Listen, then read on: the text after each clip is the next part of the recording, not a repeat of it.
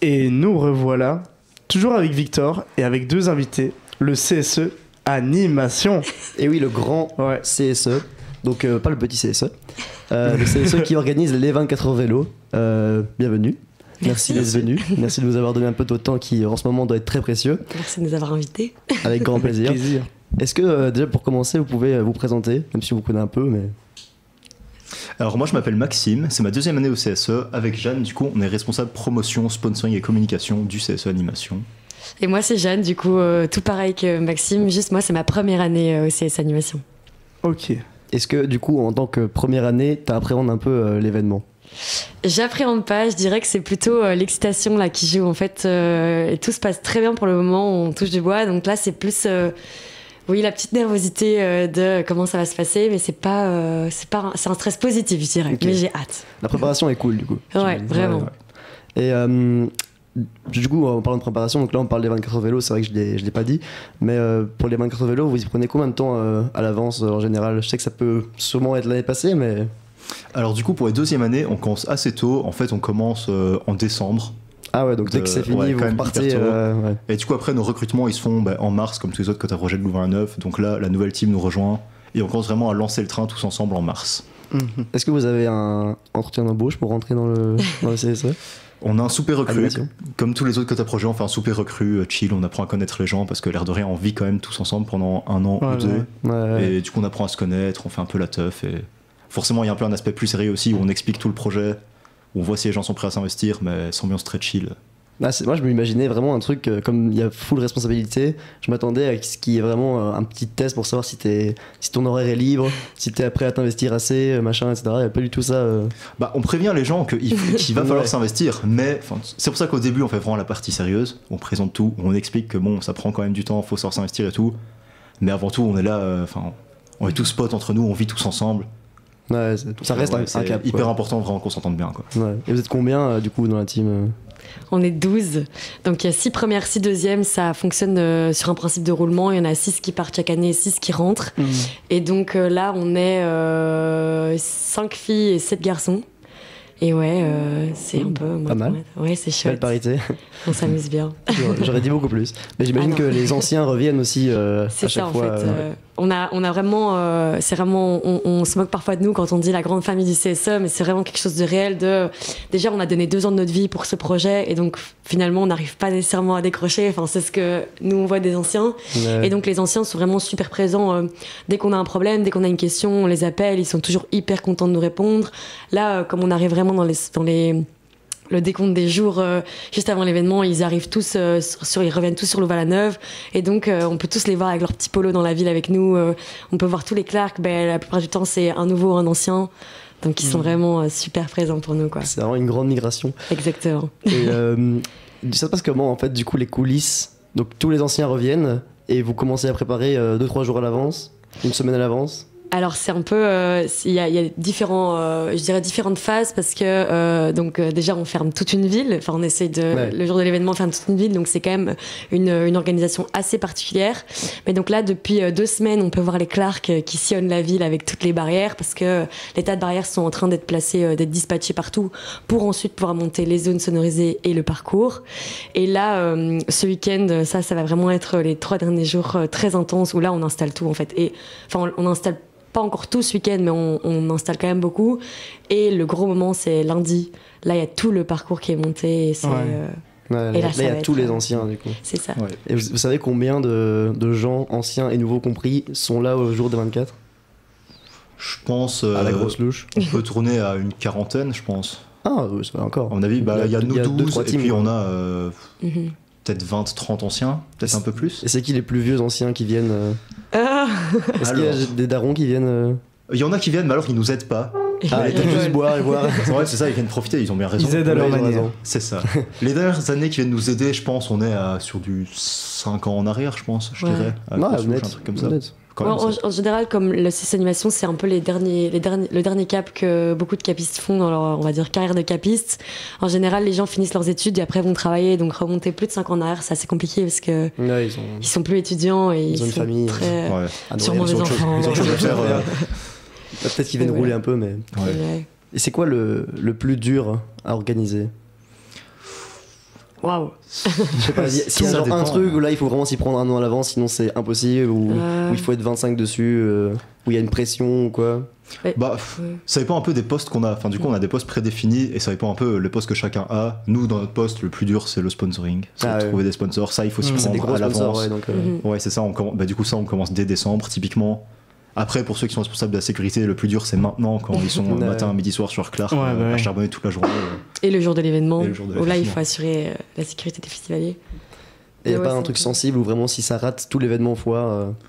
Peut-être pas bonne idée de le dire comme ça, mais. Mais en vrai, ça pourrait intéresser. S'il y a des saboteurs qui nous écoutent. On va pas tenter le diable, mais il y a plein de petites inconnues qui pourraient, entre guillemets, qui auraient pu saboter l'événement, mais là, rien d'insurmontable parce que on est quand même une équipe super soudée, on est tous super investis dans ce qu'on fait. C'est un projet. C'est même pas un projet. Là, les 24 heures vélo, c'est notre vie. Ouais. On mange, on respire, on pense, on dort 24 heures. Donc, c'est inconcevable pour nous qu'on puisse pas régler un problème qui arrive devant nous. Et donc, je sais pas. Peut-être que la chose un peu effrayante qu'on saurait pas gérer, c'est le temps. Le temps, la météo. Ah oui, le temps comme ça. Ouais. Et le temps, le timing aussi, parce que ça passe super vite et donc on est tout le temps à fond. Mais la météo du jour J. Ça change tout. Les années, on voit l'année juste après Covid, il a fait super chaud. Il y avait un monde de fou. C'était une édition incroyable.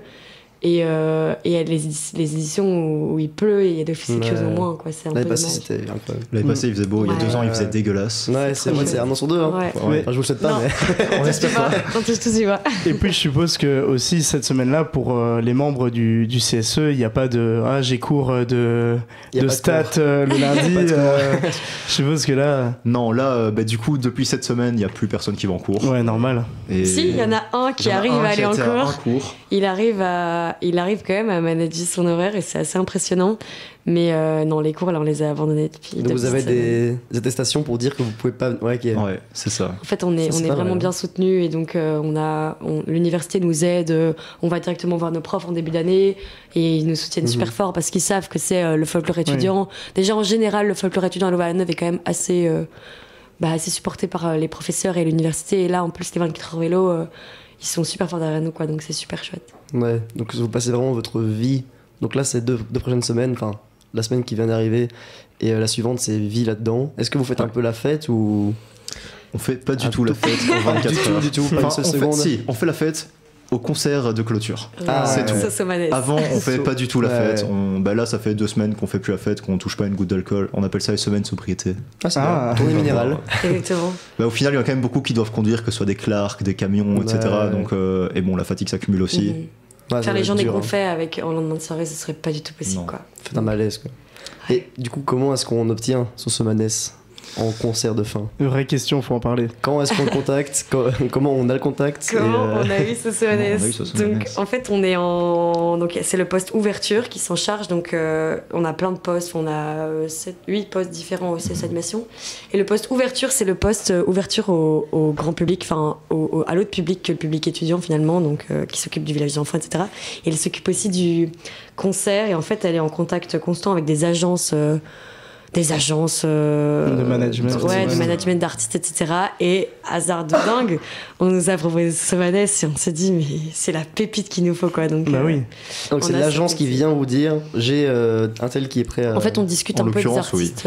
On discute un peu des artistes qu'on aimerait bien avoir, parce que comme j'expliquais plus tôt, c'est qu'on peut pas avoir des trop gros artistes non plus, parce que malheureusement on n'a pas la capacité de pouvoir accueillir. Ouais, la place est limitée, quoi. Et donc oui, on a un peu des profils d'artistes qu'on recherche, et là ils nous ont proposé ce Somanès et on s'est dit mais c'est notre année, quoi. Et ça fait combien de temps que vous savez qu'on vous l'a proposé? Ça fait combien de temps que vous savez qu'il va venir? Nous on le sait depuis parce que la responsable d'ouverture savait avant nous. Forcément. Mais nous on le sait depuis quelques mois. Avril, mai. Quand même. C'est un secret dur à garder. Peut-être juin. Ouais. Et vous le dites à personne, du coup? Non. C'est vraiment le secret le mieux gardé du CS Animation. Il n'est jamais sorti en aucune année? Non. Moi j'ai des petites. Mais un petit leak. Mais sans faire exprès, et en fait personne l'a su. Il y a des années où des anciens les ont devinés, mais cette année personne savait et personne s'en doutait. Surtout, c'était le moment où on l'a annoncé, c'était exceptionnel. C'est vrai que c'est incroyable. Ouais. Et je me demandais, du coup, on a dit le timing c'est hyper dur à gérer. J'imagine que vous avez un Excel qui doit faire 1000 lignes. Est-ce que vous dormez? Est-ce que vous faites des tournantes? Comment vous organisez Ouais, du coup on fait des tournantes. Pendant les 24 heures, on dort chacun 3 heures. Et du coup on a des shifts 3 dodo. 3 heures sur 24 heures du coup. Ouais. Ok, c'est pas beaucoup. Non, c'est pas beaucoup. On a des shifts dodo qui sont gérés par la responsable QG qu'on appelle. Elle nous fait des shifts, elle nous appelle au talkie. Salut, toi maintenant tu vas dormir, t'as pas le choix. Et du coup, il y a un battement comme ça. Au lit maintenant. C'est vraiment le chef d'orchestre. On les a en avance, hein, donc on sait qu'à cette heure-là, on va devoir aller dormir. Mais... Et tous nos plannings sont faits par rapport à ça. Ouais. Mais vous y arrivez pas. Enfin, moi, je pense pas que dans l'excitation du truc, et je pense que j'y arriverai pas à dormir, hein, perso. En vrai, on est quand même fatigué. Hein. Oui, ça, oui, ok. En fait, je me suis dit la même chose et les anciens m'ont dit en fait, t'es sur le terrain, donc t'es tellement dedans, l'adrénaline et tout, mais t'arrives sur ce lit et tu dors les 3 heures, mais les meilleures. C'est 3 heures d'affilée en fait. Ouais, c'est 3 heures d'affilée. Sur des vilains lits de camp, nanine, horrible. Et après on se relève et on repart. Le pire, c'est de se réveiller après et de repartir. Ouais, c'est technique. Hein. Pour l'avoir fait l'an passé, c'était. Mais 3 heures, c'est le moment où tu peux encore un peu te réveiller, tu vois. T'es pas en sommeil. Ouais, c'est une power nap quoi, tranquille. Ouais. Il est où le QG dodo? Il est au Sainte-Barbe, aux auditoires Sainte-Barbe. Du coup, on a une salle où c'est juste des lits de camp, on dort là. Ah ouais, c'est le dortoir. Ouais, c'est le dortoir. Putain, c'est excellent. Et on peut pas mettre de réveil pour pas réveiller ceux qui dorment en décalé. Ouais, ça c'est que pour vous, du coup, c'est pas. Il y a pas d'autre. Incroyable. Ok. Est-ce qu'il y a quelque chose que vous avez hâte d'avoir dans les 24 qui arrivent là? Vous avez un moment particulier où ça va être le prime de l'événement? C'est trop bien. Hein. Non, mais il y a plein de petits moments, je pense, qui vont être assez. En fait, chaque ancien. Moi, j'avais dit aux anciens, je sais que je vais pleurer à un moment parce qu'il y a la pression qui redescend. Oui, et en fait, tout le monde a pleuré. Enfin, c'est l'année passée en tout cas, ils ont pleuré à des moments différents. Ils disaient. Il y en a qui ont pleuré sur la scène de fin avec DJ Antoine à l'époque. Il y en a qui m'ont dit quand la course démarre, là c'est un moment où c'est ok, l'event il part. Donc il y a plein de petits moments. Et je pense moi c'est le départ de la course. Ah, le coup de canon. Quand tous les stands seront installés aussi et qu'on sera ok, tout le monde est là, c'est bon. Ouais, je sais pas, il y a plein de trucs. To Die For aussi, je sais pas si vous avez vu To Die For enfin la line-up du Parking Fédé. Ouais, To Die For, c'est aussi incroyable, donc on est super contents pour eux. Ah, c'est incroyable. Ça va être chouette. Et pour finir, est-ce que vous auriez le nombre de barrières nadar qu'il y a dans la ville? De barrières nadar, il y en a 2000 je pense, et 1000 ou 1500 RS. Ok. Si je dis pas de conneries. Donc ça prend 3 jours à installer quoi. Un petit peu plus malheureusement. Allez, courage en tout cas. Merci. Et bon événement. Merci beaucoup. En plus, je sais pas si vous étiez au courant, mais le thème de l'émission c'était tout le monde s'en fout, sauf moi. Et là, c'est l'inverse. Là, s'il y a bien un truc que personne ne s'en fout la semaine prochaine, c'est bien ça. On espère en tout cas. Pas du tout dans le thème. Et du coup, j'y ai pensé. Et la prochaine musique qu'on va passer, c'est une musique de Sosomanes. Et je pouvais pas passer autre chose que Somanes, tout simplement. Donc on va s'écouter ça ensemble et on se retrouve juste après cette petite pause.